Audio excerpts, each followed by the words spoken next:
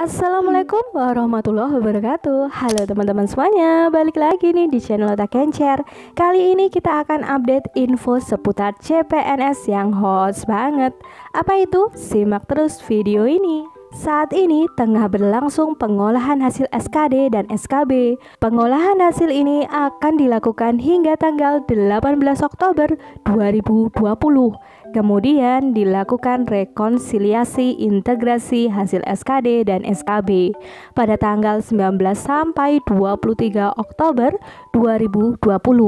Lalu, bagaimana penentuan kelulusan apabila terdapat dua peserta yang mempunyai nilai kelulusan sama setelah integrasi nilai seleksi kompetensi dasar atau SKD dan nilai seleksi kompetensi bidang atau SKB?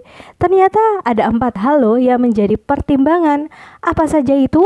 Informasi selengkapnya sebagai berikut. Dalam integrasi SKD-SKB, kita mengacu pada Permenpan 23, di mana bobot antara SKD dan SKB adalah 40% untuk SKD dan 60% untuk SKB.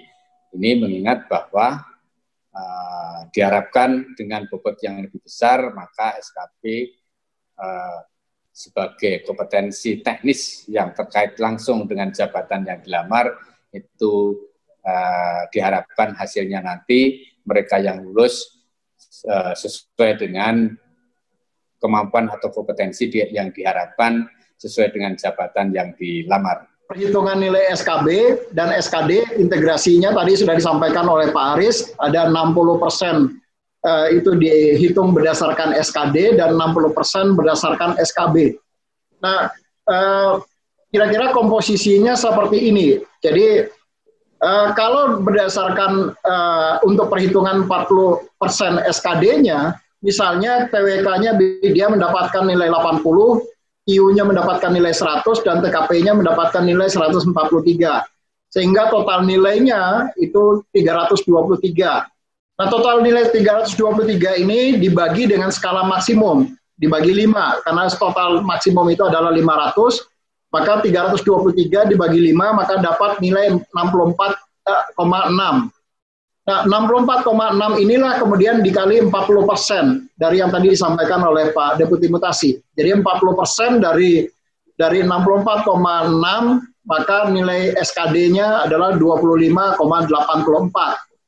Itu untuk perhitungan SKD. Untuk perhitungan SKB, kalau perhitungan SKB-nya sudah menggunakan CAT, maka hanya menggunakan CAT, SKB-nya yang menggunakan CAT, tidak ada lagi kemudian tes lain selain dari CAT BKN, maka nilai CAT-nya langsung kemudian dikalikan diberikan bobot 60% terhadap nilai CAT yang dia peroleh.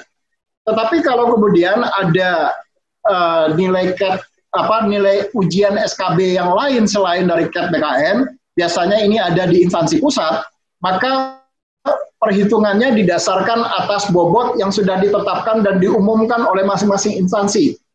Jadi misalnya kalau kami ambil contoh, misalnya ada ujian menggunakan CAT BKN, kemudian ada ujian menggunakan tes praktek kerja, misalnya ini untuk posisi dosen misalnya, kemudian ada tes psikotes, maka bobotnya sudah ditentukan oleh masing-masing instansi dan diumumkan kepada seluruh peserta. Bagaimana mekanisme bobot penilaian dari masing-masing SKB.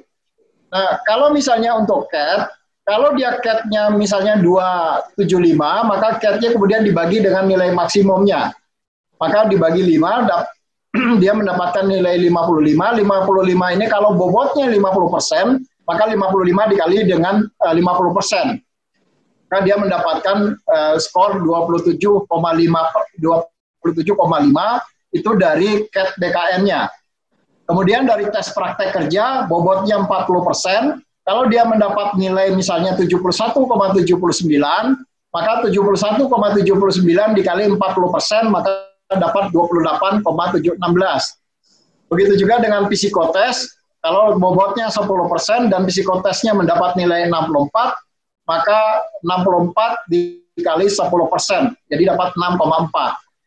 Nah, nilai inilah yang kemudian ditambahkan, nilai CAT BKN ditambah tes praktek kerja ditambah psikotes, itulah yang kemudian mendapatkan nilai akhir SKB-nya.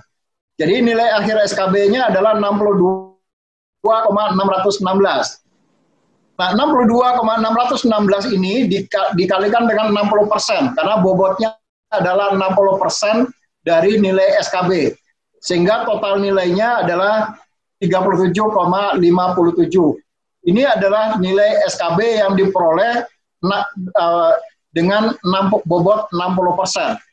Nah, nilai inilah yang kemudian ditambahkan dengan bobot nilai SKD yang sudah dibobotkan 25,84 ditambah dengan 37,57, maka nilai akhir dari SKD dan SKB-nya itu adalah 63,41. Inilah nilai yang kemudian diurutkan berdasarkan ranking tertinggi. Jadi kalau dia nilainya 63,41 adalah yang paling tinggi, maka dialah yang kalau formasinya hanya ada satu di situ, maka dia akan mengisi formasi yang satu tadi. Aturan main kelulusan, tentu saja tadi sudah disampaikan bahwa bobot SKD, SKP itu 40%, 60%. Kemudian di ranking peserta dengan peringkat terbaik itulah yang dinyatakan lulus. Nah, bagaimana jika ada pertanyaan, kalau ada nilai yang sama totalnya setelah di ranking? Nah, perankingan peserta itu menggunakan aturan main yang sudah diatur dalam peraturan Menpan nomor 23 tahun 2019, yaitu bahwa perankingan itu didasarkan pada nilai total.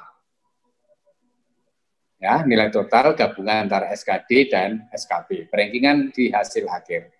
Namun demikian, ketika ada nilai total SKD, SKB itu setelah digabung sama antara dua peserta atau lebih pada margin kelulusan, dalam arti misalnya formasi 3 di urutan keempat, kelima itu sama totalnya, maka perankingan dan kelulusannya akan diurutkan mulai dari nilai total SKD, nilai hasil SKD. Jadi sistem perankingan sudah mengikuti aturan main ini.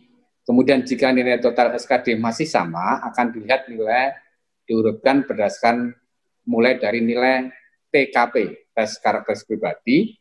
Kemudian kalau masih sama, dilihat nilai tes intelijensi umumnya. Kalau sama, tidak usah dilihat TWK-nya, karena TWK-nya pasti sama. Kalau total sama, TKP sama, TIU sama, TWK pasti sama. Nah, kalau itu pun masih sama, maka akan dilihat, diurutkan berdasarkan IPK tertinggi untuk sarjana atau lulusan pendidikan tinggi. Kemudian untuk SMA dan sederajat akan dilihat nilai rata-rata yang tertulis di ijazah. Kalau itu masih sama, maka akan diurutkan mulai dari dilihat dari usia peserta, dari yang usianya lebih senior dan seterusnya.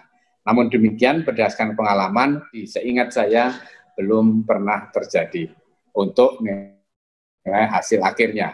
Kalau SKD-nya banyak yang sama, tapi hasil akhirnya jarang sekali atau bahkan saya belum pernah menemukan nilai yang sama. Nantikan terus ya update video di channel Otak Kencer ini. Please like, subscribe, and comment. Bagikan juga ke sosial media teman-teman semuanya.